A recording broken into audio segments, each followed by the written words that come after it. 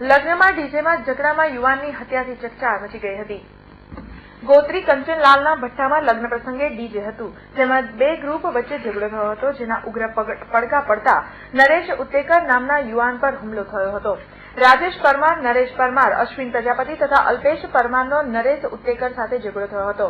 આ દરમિયાન 4 પૈકી એકે નરેશ ઉત્તેકરની છાતીમાં ચાકુ ભોંકી દેતા તેને સારવાર અર્થે સયાજી હોસ્પિટલ ખસેડાયો હતો, જ્યાં નરેશ ઉત્તેકરનું કરુણ મોત થયું હતું। ગોરવા પોલીસે આ અંગે તલસ્પર્શી તપાસ હાથ ધરી છે।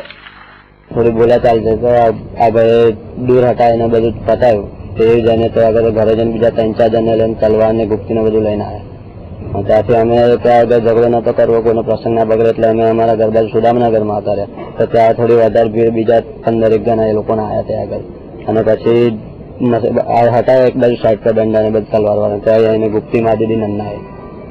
એ 4 જણા હતા મારવા માટે, રાજેશ, અલ્પેશ, અશ્વિન અને નન્નો।